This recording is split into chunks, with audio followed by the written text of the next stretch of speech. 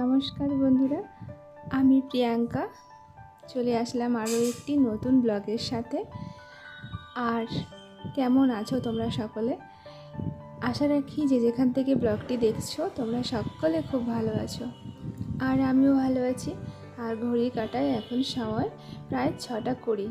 চলো এখন থেকে ব্লগটা শুরু করে দিলাম। আর আজকে দেখো, সকাল সকাল উঠে সবার আগে এই যে মুড়িটা ভরে নিলাম, কেন কি ছেলে উঠলেই আগে খাওয়া দাওয়া করবে, তার জন্য মুড়িটা ভরে নিয়েছি। আর এইদিকে চলে এসেছিলাম আমার এই যে স্বাদের পালঙ্কটা একটু ভালো করে ডাস্টিং করে নিতে। কেন কি বলো তো, এই যে কদিন তো আর মোছা হয়নি, তার জন্য ভীষণ আর ধুলো পড়ে যায়। আর এটা যেহেতু স্টিলের, আরও বেশি বোঝা যায়।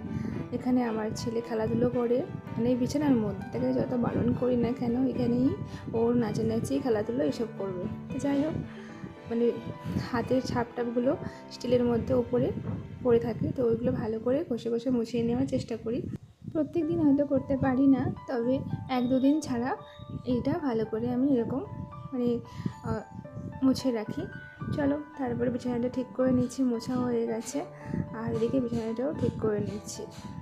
সে বিছানা ঠিক করে নিচ্ছে এটা কিছুক্ষণের জন্য, তারপরে আমার কাজ অন্য রুমে থাকবে, রান্না বান্না বা অন্য রুমে আমি ঘর ঝাড় দিতে যাবো। আর এদিকে আমার ছেলে চলে আসবে, তারপরে ওর কীর্তিকলাপ শুরু হয়ে যাবে।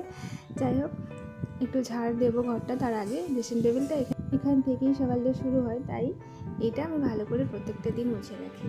তবে রাস্তাধারে এই যে রুমগুলো হওয়ার জন্য সে যতই তুমি মোছামুছি করে রাখো, যতই ডাস্টিং করে রাখো না কেন, প্রত্যেকটা মুহূর্তেই কিন্তু এই যে ধুলো বালি সব উঠছে। কিন্তু এত তো আর পরিষ্কার করতে পারা যাবে না, যতটা পারি ততটাই কিন্তু করে রাখি। আর প্রত্যেকটা দিনই কিছু না কিছু এভাবে কিন্তু ডাস্টিং করে রাখি, তবুও যে কেন জানি না এত নোংরা পড়ে। আর এদিকে চলে এসেছিলাম, দেখো টিভির এই সামনেটা ছেলের খেলনাগুলো ছিল, এগুলো না সরিয়ে দিয়েছি, অন্যদিকে রেখে দিয়েছি, দিয়ে এখানেও একটু মুছে নিয়েছি, নিয়ে চলে এসেছিলাম আমার রুমটা ঝাড় দিতে। আর তারপরে এই যে বারান্দাটা ঝাড় দেবো, আরও রান্নাঘর, আর ওদিকে আরেকটা রুম আছে, ওইটাও ঝাড় দেবো।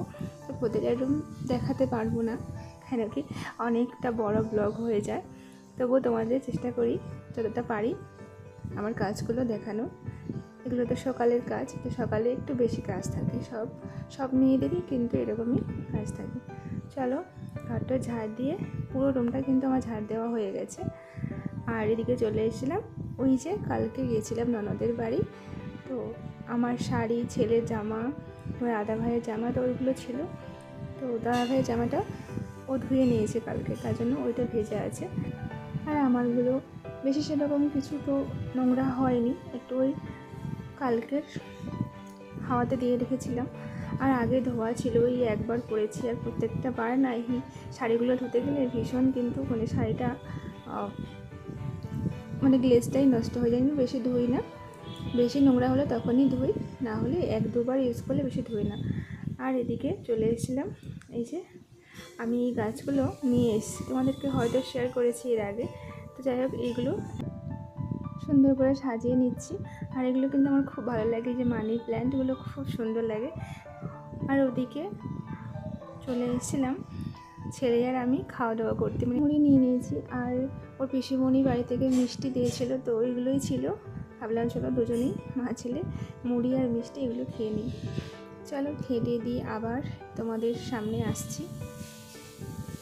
আর এদিকে খাওয়া দাওয়া হয়ে যাওয়ার পর অনেকটা সময় পেরিয়ে গেছে, তারপরে চলে এসেছিলাম ওই যে শাড়ি টাড়িগুলো নিয়ে এসেছিলাম, ওইগুলো ভালো করে ভাঁজ করে সব গুছিয়ে নিচ্ছি। আর ছেলেরগুলো দেখলাম একটু বেশি নোংরা হয়ে গেছে, তো আর গোছালাম না, ওইগুলো সোজা নিয়ে গিয়ে সব সার্ফে দিয়ে এসেছি। বাচ্চা মানুষ তো, তাই ও একটু খাওয়া দাওয়া করেছিল, ওগুলো সব গায়ের মধ্যে ফেলছে। সব দেখলাম জামাগুলোতে সব পড়েছে নোংরা, তো ওগুলো সার্ফে রেখে দিয়ে চলে এসেছিলাম আমার অল্প আর খুব শখের জুয়েলারিগুলো গুছিয়ে নিতে। অল্প হোক আর যাই হোক, বাবা মায়ের এই যে আশীর্বাদ, ভালোবাসা আশীর্বাদ দিয়ে যে জিনিসগুলো দিয়েছে, তো সেটা কিন্তু সব মেয়েদেরই কাছেই ওইটা অনেক, সেটা আমার কাছেও অনেক। যাই হোক, এগুলো গুছিয়ে নিচ্ছি। আর আমি কিন্তু সঙ্গে সঙ্গে মানে গোছানোর সময় আর পাইনি, যেহেতু সন্ধেবেলা বাড়ি ফিরেছি আর ফিরতে ফিরতে অনেকটাই কিন্তু আমাদের রাত হয়ে গেছিলো। এই জন্য এসে ওই আর সেরকম কোনো কিছু করা হয়নি। তো তার পরের দিনের সকালে এগুলো সব গুছিয়ে রেখে দিচ্ছি। আর একটু হাওয়ায় রাখলেও ভালো হয়, যেহেতু ঘেমে টেমে যাই এত গরমের মধ্যে, আর সঙ্গে সঙ্গে এসে মানে গোছানো ঠিক নয়। তারপরে চলে এসেছিলাম, এই যে মাছ ভেজে নিচ্ছি, কয়েকটা পিস মাছ ছিল, ওটা ছেলের জন্য ভেজে নিচ্ছি। নিয়ে এই যে দেখো ও খেতে বসে গেছে। তো কালকে একটু ওই যে ভাত থেকে গেছিলো, ওই মানে পান্তাই বলতে পারো, তো ওই পান্তা আর মাছ ভাজা খেতে ছেলে খুব পছন্দ করে। এটা তোমার দাদা ভাইও খুব পছন্দ করে আর ও খুব পছন্দ করে, তো ওইটাই ও এখন খাচ্ছে। আর তোমাদের সঙ্গে একটু শেয়ার করলাম যে ও মানে কতটা ভালোবেসে এই পান্তাটা খায়, আর যেহেতু খুব পছন্দের খাবার এটা। আর এদিকে চলে এসেছিলাম আমার বাকি কাজগুলো করতে। তো যেহেতু অনেকটা সময় হয়ে গেছে আর দুপুরে রান্নাবান্না করতে হবে, দেখো এদিকে সবজি টবজি কাটা শুরু করে দিয়েছি। আর আজকের ভাবছি একেবারে নিরামিষ রান্না করব। ওই মাছগুলো ছিল ওইগুলো মানে ছেলে খেয়ে নিয়েছে, আর এক পিস ছিল, তো ওইটা ভেবেছি উচ্ছে আলু দিয়ে তরকারি করব। আর এতক্ষণ ধরে আমার যে সকল মিষ্টি বন্ধুরা আমার সাথে ছিলে, পাশে ছিলে, আমার ভিডিওটি কন্টিনিউ করছিলে, তোমাদেরকে অসংখ্য অসংখ্য ভালোবাসা। আর আমার পরিবারের নতুন বন্ধুরা, তোমাদেরকে অনেক অনেক ওয়েলকাম, অনেক অনেক ভালোবাসা। চলো সবজি টবজি মোটামুটি এদিকে দেখো কেটে নিয়েছি, নিয়ে তোমাদের সঙ্গে আর একটু শেয়ার করি কী কী কাটলাম। এখানে উচ্ছে আলু, আর এদিকে ওই যে পটলগুলো পেকে গেছিলো আর লাউড়াটা ছিল, ওইগুলো কেটে নিয়েছি, ঝোল করবো। আর এদিকে দেখো বিনস আলুর ভাজা। তো এগুলোই হচ্ছে আজকে দুপুরের মেনু। তো যাই হোক, এগুলো আর নষ্ট করলাম না, রান্নাবান্না করেই আমরা মানে আমাদের সবজি খেতে খুব পছন্দ। আর চলো রান্নাবান্না তো বসে দিয়েছি, আর ছেলে কী করছে তোমাদেরকে দেখাই চলো। ও এটা মানে প্রত্যেকটা সময় এটা করে, মানে সারাদিন করতে থাকে আর রাতেও, মানে সন্ধেবেলায়ও। তো দেখো ওই যে আমাদের রুমের একেবারে সামনেই বালির স্তূপ আছে, মানে বালি এখানেই রেখেছে ঢেলে।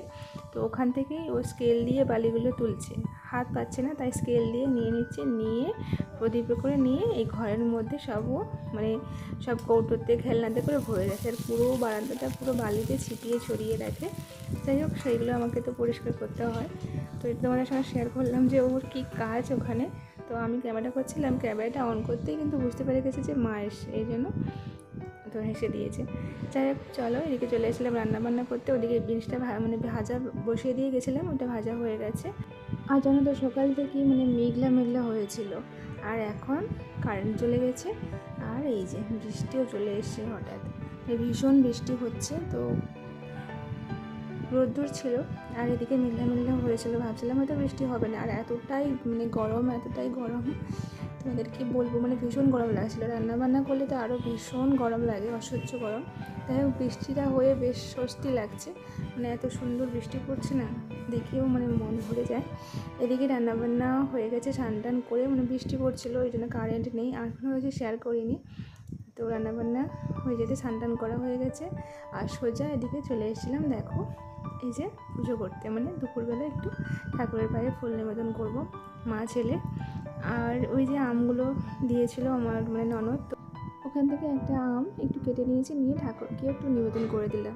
চলো পুজো টুজো করে নিচ্ছি এখন।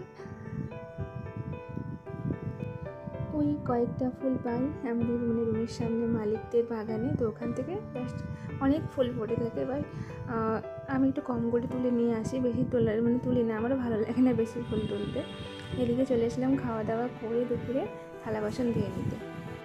চলো আজকের ব্লগটা তোমাদের কেমন লাগলো অবশ্যই জানিও, আর আজকের ব্লগটা এখানেই রাখলাম। আর তোমরা সকলে খুব ভালো থেকো আর সুস্থ থেকো। আবার নতুন আরেকটি সকালে চলে আসবো আবার একটি নতুন ব্লগের সাথে। তো ততক্ষণে তোমরা সকলে খুব ভালো থেকো, টাটা।